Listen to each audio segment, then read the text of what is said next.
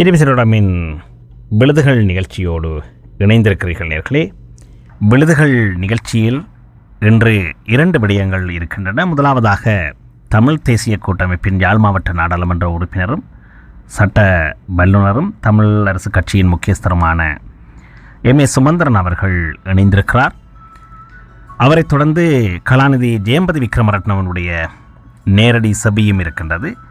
முதலாவதாக M.A. சுமந்திரன் அவர்கள் ஜெனீவாவுக்கு மற்றும் அமெரிக்காவுக்கு சென்று வந்திருந்தார். அவருடைய விஜயம் தொடர்பாக சமூக வலைத்தளங்கள் மற்றும் இணையதளங்களில் பல்வேறு கருத்துக்கள் தொடர்ச்சியாக வெளிவந்து கொண்டிருந்தன. அதற்கான பதில்களையும் அவர் ஊடகங்களுக்கு சில அறிக்கைகளையும் வெளியிட்டிருந்தார். அந்த வகையில் இன்று சுமந்திரன் அவர்கள் இணைந்திருக்காரங்களோடு. வணக்கம் சுமந்திரன் அவர்களே. வணக்கம். அதாவது நான் நினைக்கிறேன் நேற்று தான் நீங்கள் உங்களுடைய பயணத்தை முடித்துக்கொண்டு மீண்டும் இலங்கைக்கு வந்திருக்கிறீர்கள். அதாவது உங்களுடைய பயணம் தொடர்பாக பல்வேறு சர்ச்சைகள் அண்மை காலமாக நிலவிக்கொண்டு இருந்தன. அதாவது நான் கூட ஒரு இடத்திலே சமூக வலைத்தளத்திலே பார்த்தேன், ஒவ்வொரு முறையும் தமிழ் தேசிய கூட்டமைப்புடைய முக்கியஸ்தர்கள் அல்லது சுமந்திரன் அவர்கள் வெளிநாட்டு பயணத்தை மேற்கொண்டால் இலங்கை அரசாங்கத்துக்கு எதிரான தடைகள் எடுக்கப்படும் என்று ஒரு பதிவை நான் வாசித்திருந்தேன். இவ்வாறு பல்வேறு சர்ச்சைகள் எல்லாம் நிலவுகிறது. எனவே இவற்றுக்கெல்லாம் உங்களுடைய பதில் என்னவாக இருக்கிறது? இந்த பயணம் விசேடமாக அமெரிக்காவிலே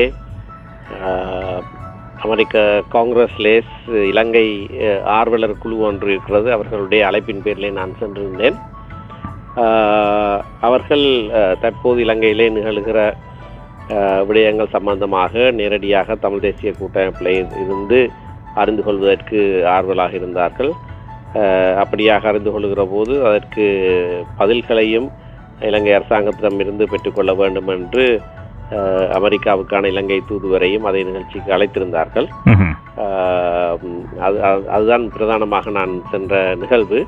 ஆனால் அதே வேளையிலே ஜெனீவாவிலே ஐக்கிய நாடுகள் மனித உரிமை உயர்ஸ்தானிகரையும் சந்திப்பதற்கு நேரம் கேட்டிருந்த போது என்னுடைய அமெரிக்க விஜயத்தின் முடிவிலே அந்த நேரம் கிடைத்த காரணத்தினாலே அவரையும் நேரடியாக சந்தித்து ஜெனீவாவிலே அன்றைய தினம் அங்கே இருக்கிற அமெரிக்க தூதுவரையும் சந்தித்து உறுப்பு நாடுகள் பலவற்றோடு ஒரு கலந்துரையாடலையும் நிகழ்த்தி வந்திருக்கிறேன். இந்த விஜயங்கள் எல்லாம் நேரடியாகவே நாங்கள் பிரதிநிதித்துவப்படுத்துகிற தமிழ் மக்களுடைய தேவைகளை அண்டியவை. அவர்களுடைய கருத்துக்களை, அவர்களுடைய நன்மைகளை நேரடியாக சர்வதேச சமூகத்துக்கு எடுத்துச் சொல்லுகிற விடயங்கள். இலங்கை அரசாங்கம் முரண்டு பிடித்து பல வருடங்களாக இதற்கு எதிராக செயற்பட்டிருந்தது. தற்போது சேர்ந்து செயற்படுகிறோம் என்ற ஒரு வாக்குறுதியை கொடுத்திருக்கிறது.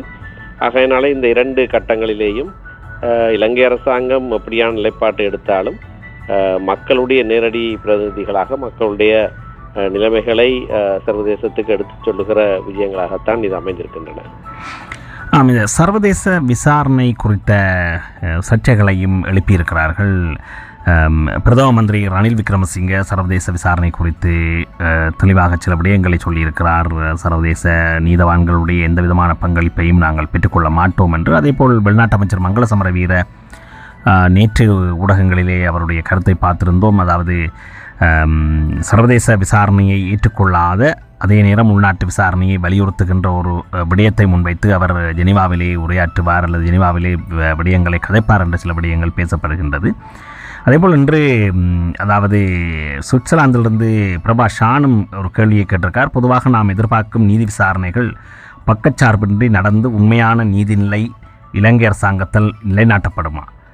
மற்றும் ஜெனீவாவில் இலங்கைக்கு வழங்கிய உறுதிமொழிகள் அதாவது இணைய அனுசரணையாளராக நடக்காமல் விட்டால் இலங்கை பாரிய நெருக்கடிகளுக்கு தள்ளப்படுமா என்ற விடயங்களை அவர் கேட்டிருக்கிறார். அதற்கான முன்னேற்பாடுகள் TNA செய்து வருகிறதா என்று கேட்டிருக்கிறார்.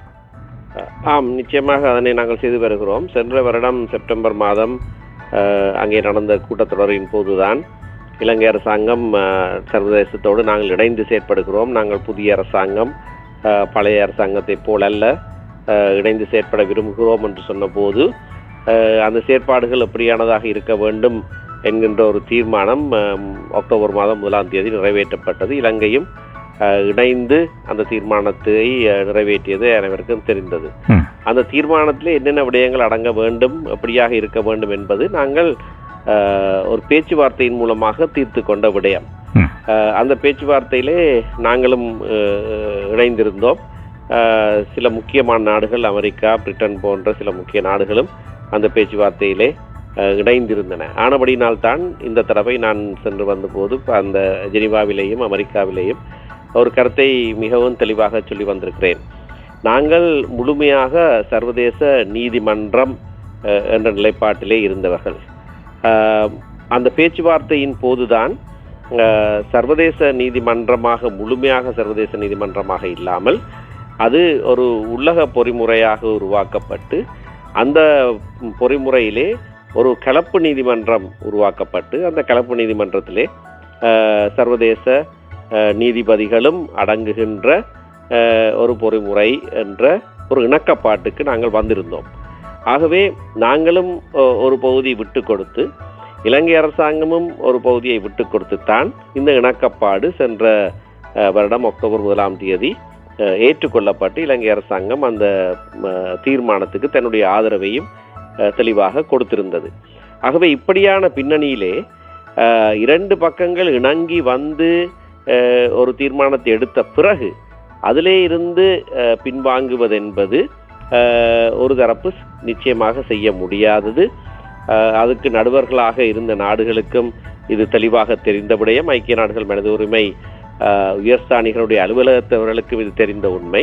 அதை நான் ஞாபகப்படுத்தி வந்திருக்கிறேன். ஏனென்றால் சென்ற வருடம் அந்த தீர்மானம் நிறைவேற்றப்பட்ட பிறகு பல தடவைகள் பாராளுமன்றத்திலே நான் பேசியிருக்கிறேன். நீதிபதிகள், வழக்குரைஞர்கள், சட்டவாளர்கள், விசாரணையாளர்கள் என்று 4 பகுதிகளாக பிரித்து சொல்லப்படுகிற போது அவரவர் அந்தந்த விடயங்களை செய்கிறவராக இருக்க வேண்டுமே தவிர அப்படியானவர்கள் ஆலோசகர்களாக இருக்கிறதாக எந்த காலத்திலையும் விளக்கம் கொள்ள முடியாது. அது எங்களுக்கு மட்டுமல்ல, அந்த பேச்சுவார்த்தையில் ஈடுபட்டவர்களுக்கும் நன்றாக தெரியும், இலங்கை அரசாங்கத்துக்கும் தெரியும். ஜனாதிபதி சென்ற டிசம்பர் மாதம் அழைத்திருந்த அனைத்து கட்சிகளுடைய மாநாட்டிலே 2 தடவைகள் நான் இதனை தெளிவாக சொல்லியிருந்தேன். ஜனாதிபதி அதுக்கு மறுப்பு தெரிவித்திருக்கவில்லை. பாராளுமன்றத்திலே இதை குறித்து நான் பேசின போது அவரும் மறுப்பு தெரிவித்திருக்கவில்லை. இந்த பேச்சுவார்த்தைகளிலே சென்ற செப்டம்பர் மாதம் நேரடியாக பங்கு பெற்றியவன் நான். ஆகையினால்தான் அதனை நான் வெளிப்படையாக சொல்லி, இதுதான் நிலைப்பாடு, இதிலே இருந்து இலங்கை மாற முடியாது, மாறினால் கொடுத்த வாக்குறுதியை மீறுகிறார்கள் என்றுதான் அர்த்தம். எங்களை பொறுத்தவரையிலே நாங்கள் எங்களுடைய மக்களுக்கு நம்பிக்கை தரக்கூடிய விதத்திலே ஒரு பொறிமுறை இருக்க வேண்டும். நாங்கள் இறங்கி வந்தோம் என்று சொன்னாலும் கூட அது உள்ளக பொறிமுறையாகவும் இருக்க வேண்டும் என்பதிலே எங்களுக்கு ஆர்வம் இருந்தது. ஏனென்றால் முழுமையாக நாட்டு பொறிமுறையாக இருந்தால் இலங்கை அரசாங்கம் அதிலே பங்கு கொள்ள தேவையில்லை. அது ஒரு இந்த நாட்டிலே வலுவுள்ளதாக அதனை அமுல்படுத்த முடியாத ஒரு பொறிமுறையாக போயிருக்கும். ஆகையினாலே எங்களுடைய மக்களுடைய நன்மையை கருதி வெளிநாட்டு நீதிபதிகளுடைய பிரசன்னமும் இருக்கத்தக்கதாகவும், அதே வேளையிலே உள்ளூரிலே அதனை அமுல்படுத்தக்கூடிய, உள்ளூர் சட்டங்களின் மூலமாக அமுல்படுத்தக்கூடிய விதத்திலேயும் இருக்கிற ஒரு பொறிமுறையைத்தான் நாங்கள் பேசி ஒரு இணக்கப்பாட்டின் மூலமாக அந்த தீர்மானத்திலே கொண்டு வந்திருந்தோம். ஆகையினாலே இதிலே எந்த விதமான மாற்றமும் இருக்க முடியாது என்பது எங்களுடைய நிலைப்பாடு. அண்மை காலத்திலே இலங்கை தலைவர்கள் இந்த மாறுபட்ட கருத்துக்களை சொல்ல தலைப்பட்டிருக்கிற காரணத்தினாலே நாங்கள் எங்களுடைய கருத்தை திட்ட தெளிவாக இப்பொழுது அறிவித்திருக்கிறோம். ஆனால் இன்னமும் அந்த பொறிமுறை ஏற்படுத்தப்படவில்லை, அதற்கான ஆயத்தங்களும் இன்னும் செய்யப்படவில்லை. ஆகவேதான் நான் ஒரு இடத்திலே பேசுகிற போது சொல்லியிருந்தேன், நாங்கள் எங்களுடைய நிலைப்பாட்டை இப்பொழுது பலர் ஆதங்கப்பட்டு கேட்கின்ற காரணத்தினாலே எங்களுடைய நிலைப்பாட்டை திரும்பவும் நாங்கள் உறுதியாக சொல்லுகிறோம். ஆனால் அது நடக்கிற போது, அப்படியான பொறிமுறை ஏற்படுத்தப்படுகிற போது அது அந்த இணக்கப்பாட்டுக்கு அமைய ஏற்படுத்தப்பட வேண்டும் என்பதிலே நாங்கள் உறுதியாக இருப்போம், அதனை செய்விப்போம் என்று சொல்லியிருக்கிறேன். இந்த வேளையிலே இப்பொழுது இந்த காணாமல் போனவர்களுக்கு சான்றிதழ் வழங்குகின்ற விடயம் தொடர்பாக ஒரு வரைவு ஒன்று வரையப்பட்டு அது சட்டமூலமாக்கப்படுவதற்கான ஏற்பாடுகள் நடந்து கொண்டிருக்கின்றன. அது ஏற்றுக்கொள்ளப்பட்டு விட்டதாக ஒரு சாரார் சொல்லுகிறார்கள். இன்னும் அது சட்ட வரைவிலேயே இருக்கிறது என்று ஒரு சாரார் சொல்கிறார்கள். அதாவது இந்த ஜனாதிபதி பிரதம மந்திரி போன்றவர்களால் நியமிக்கப்பட்ட அந்த டாஸ்க் ஃபோர்ஸ் என்று சொல்லுகின்ற அமைப்பினர்கள் அல்லது ஏற்கனவே முன்னாள் ஜனாதிபதி சந்திரிகா பண்டாரநாயக்கா குமாரதுங்க தலைமையில் இயங்குகின்ற நல்லிணக்க தரப்புகள் இவற்றிலே முன்னின்று செயற்படுகிறார்கள். எனவே இந்த காணாமல் போனவர்களுக்கு சான்றிதழ்களை கொடுத்துவிட்டால் இந்த விடயம் இதோடு முடிவடைந்துவிடும், அந்த சாப்டர் க்ளோஸ் ஆகிவிடும் என்று காணாமல் போனவர்களுடைய உறவினர்கள் பாரிய கவலைக்கும் விரக்திக்கும் உள்ளாகி இருக்கிறார்கள். அது பல வெளிப்பட்டும் இருக்கின்றன, பெற்றோர்களால் அவை வெளிப்படுத்தப்பட்டிருக்கின்றன. எனவே இதிலே தமிழ் தேசிய கூட்டமைப்பின் தலைமைகளுடைய நிலை என்னவாறு இருக்கிறது? நல்ல கேள்வி. ஏனென்றால் இதை பற்றின ஒரு பாரிய விளக்க குறைவொன்று இருப்பதாக எனக்கு தென்படுகிறது. காணாமல் போனவர்கள் சம்பந்தமாக மரண சான்றிதழ் கொடுக்க தலைப்பட்ட போது எங்களுடைய மக்கள் அதனை முழுமையாக நிராகரித்தார்கள். நாங்களும் அதனை எதிர்த்தோம். அவர்களுக்கு என்ன நடந்தது என்பதை ஆதாரபூர்வமாக அறியாமல் மரண சான்றிதழை நாங்கள் பெற்றுக்கொள்ள மாட்டோம் என்று சொல்லியிருந்தோம். ஆனால் புதிய அரசாங்கம் வந்த பிறகு விசேடமாக சந்திரிகா அம்மையாருடைய தலைமையிலே சில பேச்சுவார்த்தைகளை நடத்தின போது மற்ற நாடுகளிலே செய்திருக்கிற சில செய்முறைகளை நாங்கள் பார்த்தபோது 2 வகையான சான்றிதழ்கள் வழங்கலாம் என்று தென்படுகிறது. ஒன்று, விசாரணையின் பிறகு அவர்கள் உயிரோடு இல்லை என்கிறது ஊர்ஜிதமானால் அது உறவினர்களும் அதனை ஏற்றுக்கொண்டால் மரண சான்றிதழ் வழங்கலாம். அல்லது அவர்கள் காணாமல் போயிருக்கிறார்கள் என்கின்ற ஒரு சான்றிதழ் வழங்கலாம். இது நாங்களும் ஏற்றுக்கொண்ட ஒரு விடயம். ஏனென்று சொன்னால் இந்த இடைப்பட்ட காலத்திலே விசாரணை நடந்து அவர்களுக்கு என்ன நடந்தது என்று ஊர்ஜிதமாக அறியப்படுகிற வரைக்கும் அவர்கள் காணாமல் போயிருக்கிறார்கள் என்பதை ஏற்றுக்கொள்ளுகிற ஒரு சான்றிதழ் தான் தவிர அது ஒரு நிரந்தரமான சான்றிதழ் அல்ல. ஏன் அப்படியாக ஒரு இடைக்கால சான்றிதழ் தேவைப்படுகிறது என்ற கேள்வி எழுந்தால் அது அந்த குடும்பத்தினர் தங்களுடைய அவருடைய காணாமல் போனவருடைய பேரில் இருக்கிற சாதனங்கள், அதாவது உடைமைகளை உபயோகிக்க, வங்கி பணங்களை பிள்ளைகளுக்காக பிரயோகிக்க, அப்படியாக வெவ்வேறு விடயங்களிலே அவர்கள் முன்னேறக்கூடியதான சில ஏற்பாடுகள் செய்யப்படுமே தவிர அவருடைய நிலை என்ன ஆகியிருக்கிறது என்பதற்கு தீர்மானமான இறுதியான ஒரு முடிவு அல்ல அது. ஆகவே இந்த 2 சான்றிதழ்களுக்கும் உள்ள வித்தியாசம் தெளிவாக தெரிய வேண்டும். காணாமல் போயிருக்கிறார்கள் என்ற சான்றிதழ் கொடுக்கப்படுகிற போது ஒரு என்ன நடந்தது என்று தெரியாமல் ஒரு 2 கட்டான் நிலையிலே இல்லாமல் இது ஒரு நிலை, அவர் இப்பொழுது காணாமல் போயிருக்கிறார் என்பதை குறிக்கின்ற ஒரு நிரந்தரமற்ற ஒரு சான்றிதழாகத்தான் அது இருக்கும். அது இருக்கின்ற போது அது கொடுக்கப்பட்டாலும் கூட தொடர்ச்சியாக அவருக்கு என்ன நடந்தது என்ற விசாரணை நடைபெற்று அதுக்கு பொறுப்பானவர்கள் கண்டுபிடிக்கப்பட்டு அவர்களுக்கு எதிராக வழக்குகள் தொடரப்படுகிற அதே வேளையிலே அவருக்கு என்ன நடந்தது என்ற முடிவையும் தீர்மானமாக கண்டுபிடிக்க வேண்டிய ஒரு தேவைப்பாடு தொடர்ச்சியாக இருக்கும்.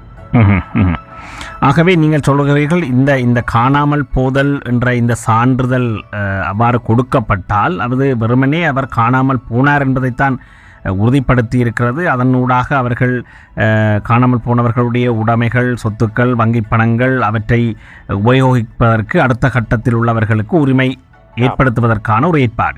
எனவே இது இந்த இந்த இந்த இந்த காணாமல் போனவர்களை தேடுவது தொடர்பான அல்லது ஏனைய நீண்டகால நீதியை பெற்றுக்கொள்வது தொடர்பான விடயங்களிலே பாதிப்புகளை உண்டு பண்ண மாட்டாது என்று இதற்கு ஏதாவது உதாரணங்கள் இருக்கிறதா? இவ்வாறு ஏனைய உலக நாடுகளினுடைய வரலாறுகளிலே இப்போ உதாரணத்துக்கு நல்லிணக்கத்தை எடுத்துக்கொண்டால் தென்னாப்பிரிக்காவை சொல்லுவார்கள். எனவே இவ்வாறு இந்த இடைக்கால நீதி வளங்கள், இடைக்கால மாறுபடுகின்ற இந்த காலகட்டத்தில் நடைபெறுகின்ற செயற்பாடுகளுக்கு ஏதாவது முன்னுதாரணங்கள் இருக்கிறதா?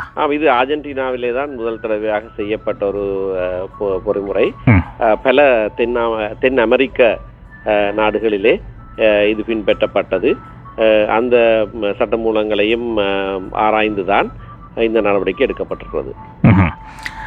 இந்த அதாவது சொல்லுகிறார்கள், இந்த நிலை மாறு காலகட்டம் என்று சொல்லப்படுகின்ற அந்த ஏற்கனவே யுத்த காலம் முடிவடைந்து அடுத்த நீதியை பெற்றுக்கொள்வதற்கான இடைக்கால பகுதியை நிலைமாறு காலம் என்று சொல்லப்படுகின்ற இந்த காலகட்டத்திலே கடந்து 16 மாதங்கள் சென்றதன் பின்பும் இந்த நிலைமாறு காலகட்டத்திலே தமிழ் மக்களுக்கு கிடைக்கக்கூடிய அல்லது அந்த நீதி தொடர்பான முன்னேற்றங்களில் கூட எந்தளவிலான முன்னேற்றங்களும் இல்லை என்ற குற்றச்சாட்டுகள் தொடர்ச்சியாக நிலவி வருகின்றது.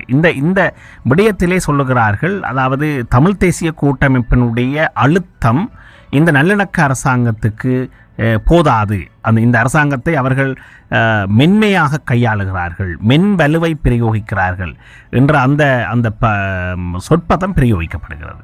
எனவே அது தொடர்பாக உங்களுடைய கருத்து என்ன? அந்த குற்றச்சாட்டிலே சில உண்மைகள் இருக்கக்கூடும். ஏனென்று சொன்னால் இந்த அரசாங்கத்தை நாங்கள் மஹிந்த ராஜபக்சனுடைய அரசாங்கத்தை போல நாங்கள் பாவிக்கவில்லை, வித்தியாசமாகத்தான் இதனை கையாளுகிறோம்.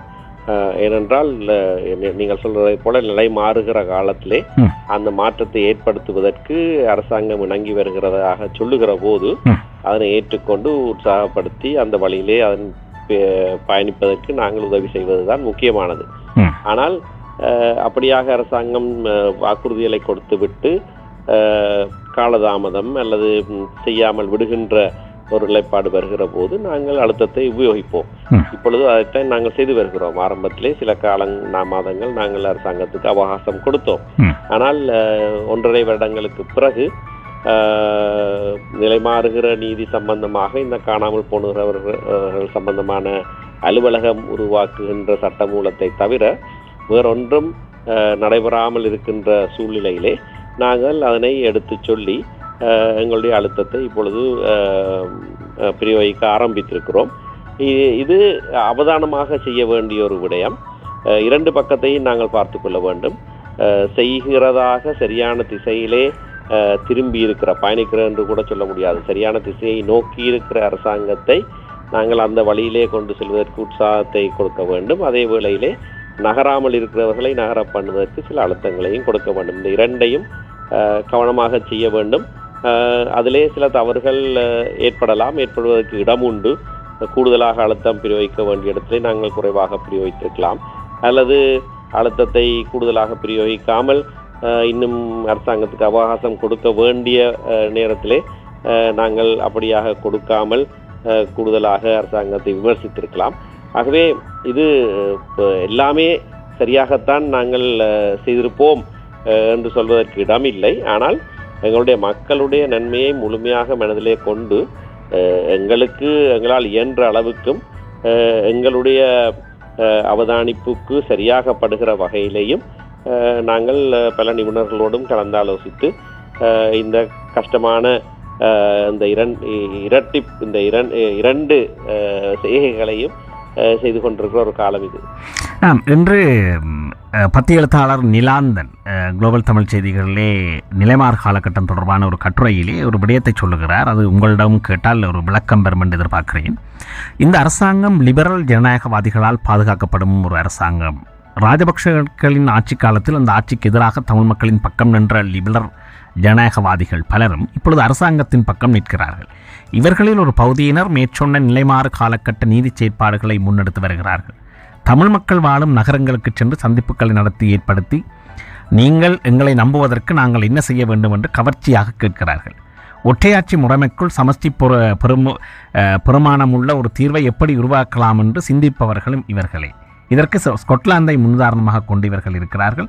இவர்கள்தான் தமிழ் தேசிய கூட்டமைப்பை ஸ்கொட்லாந்துக்கு அழைத்துச் செல்வதற்கும் மிக முக்கியமானவர்களாக இருந்தவர்கள்.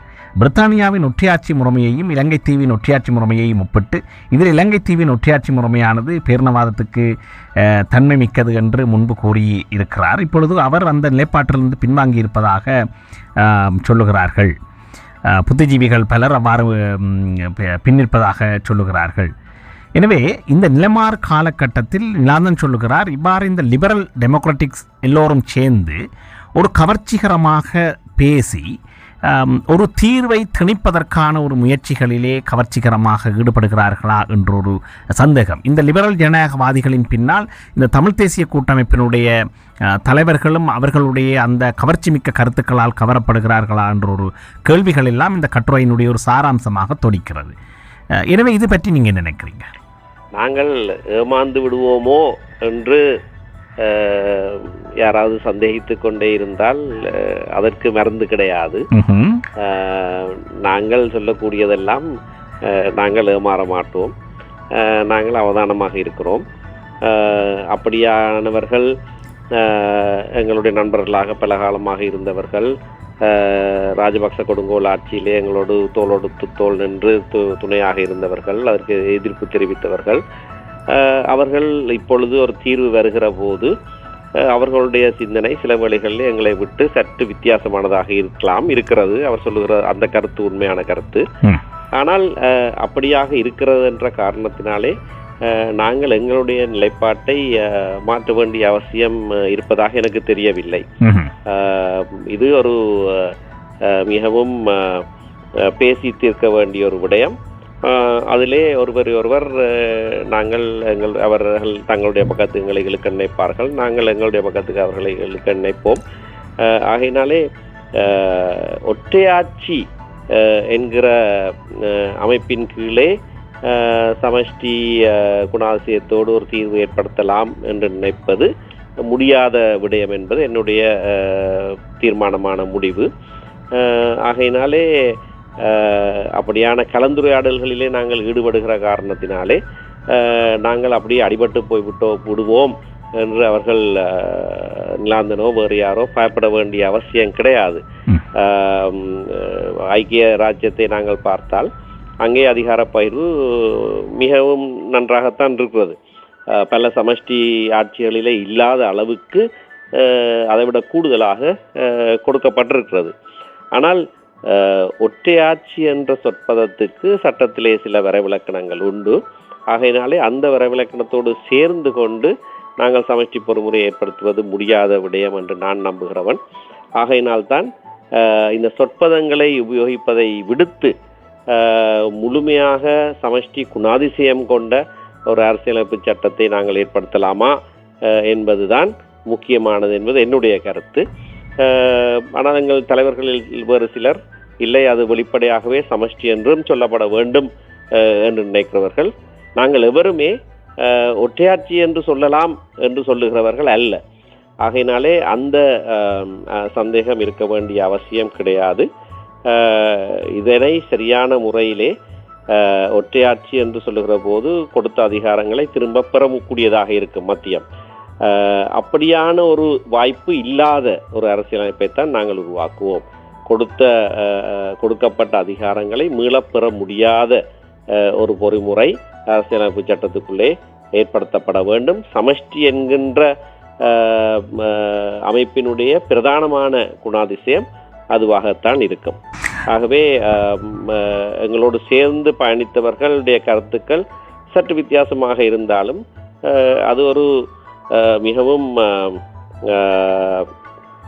பயனுள்ள ஒரு பேச்சுவார்த்தைகளாக இருந்தாலும் கூட இந்த சில அடிப்படை விடயங்களிலே எங்களுடைய நிலைப்பாடுகள் மாறாமலே இருக்கும். இறுதியாக ஒரு கேள்வி உங்களிடம். நீங்கள் ஒரு சட்ட வல்லுனர், சட்டங்களை அடிப்படையாக கொண்டு பல்வேறு விடயங்களை மேற்கொள்கிறவர். நான் அண்மையிலே காமினி வியாங்குடவோடு ஒரு செவியை எடுத்திருந்தேன். அதற்கு பின்பு கலாநிதி ஜெயம்பதி விக்ரம ரட்னவினுடைய செவி என்று ஒளிபரப்பாக இருக்கிறது. இவர்களுடைய கருத்துக்களை பார்க்கின்ற பொழுது இவர்கள் திருப்பி சொல்லுகிறார்கள், சொற்பதங்களிலே நாங்கள் நின்று சிலம்பமாட தேவையில்லை, சொற்பதங்களை விடுத்து நாங்கள் ஒரு ஆக்கப்பூர்வமான ஒரு அரசியல் அமைப்பை உருவாக்குவதற்கு முனைவோம் என்று. ஆனால் பொதுவாக நீங்கள் ஒரு சட்டத்தை உருவாக்குகின்ற பொழுது அதுவும் பாராளுமன்றத்திலே சட்ட நீதிகள் நூடாக அவற்றை கொண்டு வந்து நடைமுறைப்படுத்த அல்லது அமுலாக்க முற்படுகின்ற பொழுது அந்த சொற்பதங்கள் தெளிவாக அதிலே கூறப்படாவிட்டால் பின்பு அதில் அந்த சட்டங்களுக்கு வெவ்வேறு விளக்க உரைகளை வேறு சட்ட நிபுணர்கள் நிகழ்த்தக்கூடும். இதிலே இந்த சொற்பிரயோகம் பாவிக்கப்படவில்லை, எனவே இந்த விடயத்தினூடாக இதனை செய்ய முடியாது என்று நீதிமன்றம் சென்றால் அங்கே சட்டப்புத்தகத்திலே என்ன எழுதியிருக்கிறதோ அதன் அடிப்படையில் தான் தீர்ப்பை உயர் நீதிமன்றம் வழங்கப் போகிறது. எனவே இவர்கள் இவ்வாறு சொல்லுவதனை நீங்கள் இவ்வாறு கருதுகிறீர்கள். அதாவது நாங்கள் சொற்பிரயோகங்களை பிரயோகிக்க அதிலே நிற்க தேவையில்லை என்றால் அதாவது இப்போ பிரித்தானியா எழுதப்படாத சட்டங்களை எத்தனையோ வருடங்களாக பின்பற்றி வருகின்றது. அது ஒரு பாரம்பரிய மரபு சார்ந்த ஒரு கலாச்சாரமாக அங்கு பேணப்பட்டு அதனை அங்கு ஒவ்வொருவரும் அரசியலுக்கு வருகிறவர்கள் அதை புரிந்து செயற்படுகிறார்கள். ஆனால் இங்கு எழுதப்பட்ட சட்டங்களையே, சொற்களிலே எழுதப்பட்ட சட்டங்களையே அடுத்த கணம் மீறுகின்ற ஒரு நாட்டிலே இவ்வாறு தெளிவான ஒரு வரையறைகளை சட்ட புத்தகத்திலே, பாராளுமன்றத்திலே அதை சட்டமாக உருவாக்காமல் நாங்கள் இப்பொழுது இந்த சொற்பிரயோகங்களை விடுவோம், நாங்கள் ஒரு புரிந்துணர்வின் அடிப்படையில் நாங்கள் ஒரு ஆரோக்கியமான இதை உருவாக்குவோம் என்று சொல்வது சாத்தியம் என்று நீங்கள் நினைக்கிறீங்களா உங்களுடைய சட்ட அறிவின் ஊடாக? இல்லை, எல்லாம் திட்டத்தெளிவாக மிகவும் விளக்கமாக அரசியலமைப்பு சட்டத்திலே எழுதப்பட வேண்டும். ஒரு புரிந்துணர்வு அடிப்படையிலே அது செய்யப்பட முடியாது. ஆனால் என்ன சொற்பதங்கள் உபயோகிப்பது என்ற கேள்வி வருகிற போது நாங்கள் இப்பொழுது ஒற்றையாட்சி சமஷ்டி என்கின்ற சொற்பதங்களை உபயோகிப்பதா இல்லையா என்பதை பற்றி மட்டும்தான் நாங்கள் பேசுகிறோமே தவிர எதையும் வரைவிலக்கணம் இல்லாமல் புரிந்துணர்வு அடிப்படையிலே நாங்கள் ஒரு மரபு வழியிலே செல்வோம் என்ற கருத்து இங்கே எழவில்லை. ஒற்றையாட்சி என்று எழுதி வைத்துவிட்டு அதற்குள்ளே முழுமையாக சமஷ்டி அமைப்பு உருவாக்கலாமா என்ற கேள்வி எழுந்தால் நான் இல்லை என்று தான் சொல்வேன். ஏனென்றால் அது பிறகு வரைவிலக்கணத்திலே பிரச்சனை எழும். ஆனால் அதே போல சமஷ்டி என்று எழுதி வைத்து விட்டால் மட்டும் போதாது, அது ஒற்றையாட்சி முறையாக உள்ளடக்கம் இருந்தால் அதிலே பிரயோஜனம் கிடையாது. ஆகவே நான் சொல்லுகிறது இந்த பெயர் பலகைகள் அவசியம் அல்ல. சமஷ்டி முறையான சமஷ்டியினுடைய அனைத்து குணாதிசயங்களும் திட்ட தெளிவாக விவரமாக அரசியலமைப்பு சட்டத்துக்குள்ளே எழுதப்பட வேண்டும். ஆனால் அதற்கு சமஷ்டி என்று பெயர் கொடுக்க தேவையில்லை, அல்லது ஒற்றையாட்சி என்ற பெயர் பிழையாக கொடுக்க வேண்டிய அவசியம் இல்லை. அதைத்தான் நான் சொல்லி வருகிறேன். ஆகையினாலே தெளிவின்மை இருக்கக்கூடாது. சட்ட வரைவிலக்கணங்களை எடுக்கின்ற போது மிக மிக தெளிவாக எந்த விதமான சந்தேகத்துக்கும் அப்பாற்பட்ட விதத்திலே தெளிவாக கொடுக்கப்பட்ட சட்டங்கள் மீளப்பெற முடியாது என்பது எழுதப்பட்டிருக்க வேண்டும். அதே போல ஒரு குறித்த விடயம் சம்பந்தமாக அதிகாரம் மாகாணங்களுக்கு அல்லது பிரதேசங்களுக்கு கொடுக்கப்பட்டால் அதனுடைய முழுமையான அதிகாரம் அந்த பிரதேசத்துக்கு கொடுக்கப்பட்டிருக்க வேண்டும். மத்தியிலே அதற்கு இடம் இருக்கக்கூடாது. அப்படியான சில குணாதிசயங்கள் அது சட்ட வரைவிலேயே அரசியலமைப்பு சட்டத்திலேயே தெளிவாக எழுதப்பட வேண்டும். ஆனால் பெயர் பலகை போடுவதனாலே பிரயோஜனம் எதுவும் இருக்க போவதில்லை. அது குழப்பத்துக்குத்தான் வழிவகுக்கும் என்பது என்னுடைய சிந்தனை. இறுதியாக நீங்கள் ஏதாவது சொல்ல விரும்புகிறீர்களா? அதாவது இன்றைய அரசியல் சூழல் குறித்து அல்லது உங்களுடைய பயணங்கள் குறித்து அல்லது நீங்கள் விசேடமாக ஏதாவது செய்தியை சொல்ல விரும்புகிறீர்களா? விசேடமாக இந்த வாய்மூலமான அறிக்கையை உயர்ஸ்தானிகர் தயாரித்திருக்கிறார், ஏற்கனவே தயாரித்திருக்கிறார். அதிலே அதனை பூரணமாக செய்வதற்கு முன்னதாக என்னோடு கலந்து ஆலோசிக்க விரும்பியிருந்தார். நீண்ட நேரம் நாங்கள் சில விடயங்கள் குறித்து பேசியிருந்தோம். தன்னுடைய மனதிலே இருக்கிற சில சந்தேகங்களை அவர் என்னிடத்திலே கேட்டிருந்தார். இன்றைக்கு அவரோடு நான் பேசின போது எனக்கு தெளிவாக புரிந்த ஒரு விடயம், இன்றைய கால சூழலிலே திரு சம்பந்தன் அவர்களுக்கு மீது பாரிய ஒரு மதிப்பையும் மரியாதையையும் நம்பிக்கையையும் உலக தலைவர்கள் வைத்திருக்கிறார்கள். அதன் காரணமாக அவர் என்ன சொல்லுகிறார், தமிழ் தேசிய கூட்டமைப்பு இது குறித்து என்ன நிலைப்பாட்டை எடுத்திருக்கிறது என்கின்றதை அவர்கள் மிகவும் கவனமாக கேட்டு ஆராய்ந்து அதற்கு மதிப்பு கொடுக்கிறார்கள். ஆகவே இது ஒரு முக்கியமான காலகட்டம். நான் அமெரிக்க தலைவர்களோடு, நிஷா பிஸ்வாலோடு பேசுகிற போதோ வேறு தலைவர்களோடு பேசுகிற போதும் இதனை அவதானித்தேன். ஆகையினால்தான் வாய்மூல அறிக்கை கொடுப்பதற்கு முன்னதாக எங்களோடும் பேசியிருக்கிறார்கள். விசேடமாக நாளாந்த விடயங்கள் சம்பந்தமாக, காணி விடுவிப்பு, கைதிகள் விடுவிப்பு, அந்த விடயங்கள் சம்பந்தமாக விவரங்களையும் முழுமையாக அவர் இடத்திலே கேட்டு அறிந்திருக்கிறார். ஆகவே இதற்கு நான் இதை சொல்வதற்கு காரணம் என்னவென்று சொன்னால், நாங்கள் எதையும் மிகைப்படுத்தி சொல்லாதவர்கள், உள்ளதை உள்ளபடி சொல்லுகிறவர்கள் என்ற நம்பிக்கை சர்வதேசத்திலே இன்றைக்கு ஏற்பட்டிருக்கிறது. அது மிகவும் முக்கியமான ஒரு விடயம். நாங்கள் எல்லாவற்றையும் மிகைப்படுத்தி சொல்லுகிறவர்கள் என்று அவர்கள் நினைத்தால் நாங்கள் சொல்லுவதிலே வலு இருக்காது, நாங்கள் சொல்லுவதிலே பிரயோஜனம் இருக்காது. அதே வேளையிலே நாங்கள் மூடி மறைத்து அரசாங்கத்துக்கு வக்காலத்து வாங்குகிறவர்கள் நினைத்தால் அவர்கள் எங்களிடத்திலே கேட்க மாட்டார்கள். ஆனால் இந்த இரண்டும் இல்லாமல் தெளிவாக நாங்கள் பொறுப்புணர்வோடு உண்மையை பேசுகிறோம் என்ற நம்பிக்கையிலே அவர்கள் எங்களோடு பேசுகிறார்கள். ஆகையினாலே நாங்களும் அதனை தொடர்ச்சியாக பேண வேண்டும். சில வேளைகளிலே சிலருக்கு சில விடயங்கள் சம்பந்தமாக உணர்வுகள் கூடுதலாக இருந்து நாங்கள் சொல்வது போதாதது போல தோன்றினாலும் கூட இந்த நிதானத்தை நாங்கள் அவதானிக்கின்றோம் என்பது எங்களுடைய மக்களுக்கும் தெரிந்திருக்க வேண்டும். அரசாங்க பக்கத்திலே இருந்தும் நாங்கள் சொல்லுகிறது அவர்களுக்கு கசப்பாக இருந்தாலும் நாங்கள் உண்மையை பேசுவோம், தெளிவாக எடுத்துரைப்போம் என்பது அவர்களுக்கும் தெரிந்திருக்க வேண்டும். ஆகவே இப்படியான ஒரு சூழ்நிலையிலே தான் இன்றைக்கு இந்த வாய்மூல அறிக்கை 29ஆம் தேதி வர இருக்கிறது. அது வருகிற போது அதற்கு மாறுத்தரமாக ஒவ்வொரு நாடும் தாங்கள் என்ன சொல்ல வேண்டும் என்று விரும்புகிறவர்களும் எங்களிடத்திலே பேசினார்கள். ஆகையினால தான் ஜெனீவாவிலே மற்ற நாடுகளோடு சேர்ந்து நான் பேசின போது எங்களுடைய மாறுதரம் எப்படியானதாக இருக்க வேண்டும் என்று நீங்கள் விரும்புகிறீர்கள் என்று நேரடியாகவே கேட்டு குறிப்புகள் எடுத்துக்கொண்டிருக்கிறார்கள். ஆகையினாலே இது எங்களுடைய கையிலே இருக்கிற மென்வலு. நீங்கள் ஆரம்பத்திலே சொன்னதைப் போல இதுதான் மென்வலு. இதனுடைய பிரயோஜனம் போக போக கூடுதலாக தெரியும். ஆகவே இதனை நாங்கள் கைவிட்டு விடாமல் சரியான முறையிலே, உண்மையான முறையிலே, நிதானமாக இதனை எடுத்து செல்லுகிற ஒரு காலகட்டம் இது. நன்றி சுமந்திரன் அவர்களே. நீங்கள் உங்களுடைய பயணத்தை முடித்து உடனடியாகவே அங்கு நடந்த விடயங்களை எங்களோடு பகிர்ந்து கொண்டமைக்காக நேர்கள் சார்பிலும் எங்களுடைய ஊடகங்கள் சார்பிலும் உங்களுக்கு மிக்க நன்றி தெரிவித்துக்